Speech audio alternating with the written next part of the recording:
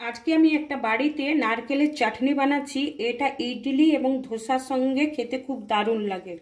তো আমি একটা গোটা নারকেল কুড়িয়ে নিয়েছি, 3টে লঙ্কা নিয়েছি, কয়েক কুচা আদা নিয়েছি, কারি পাতা নিয়েছি, বাদাম ভাজা 100 গ্রাম নিয়েছি, তেঁতুল নিয়েছি, ছোলার ডালটা আগে থেকে ভিজিয়ে রেখেছি, কিন্তু ভাজার ছোলা দিলেও হবে। তো নুন, চিনি আর ফোড়নের জন্য নিয়েছি শুকনো লঙ্কা, সর্ষে, কারি পাতা, হিং নিয়েছি, সাদা তেল। তো এখন আমি একটা পেস্ট বানাবো, মিক্সির জার নিয়ে নেব।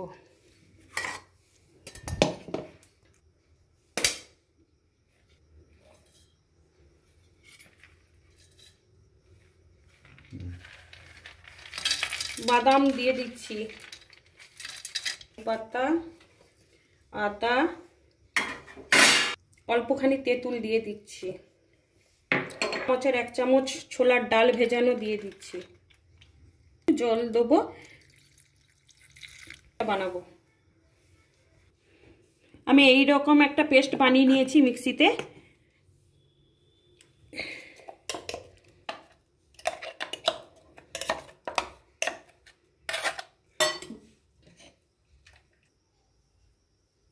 দু চামচ নুন দেবো, 1/2 চামচ চিনি দেবো, এখানে আমি 4 চামচ তেল দেবো,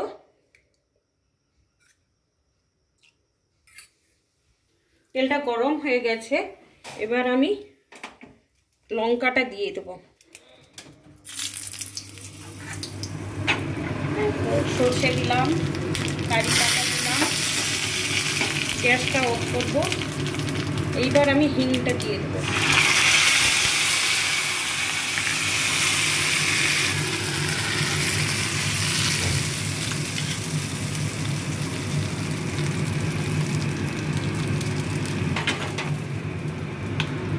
আমার কমপ্লিট হয়ে গেছে নারকেলের চাটনি।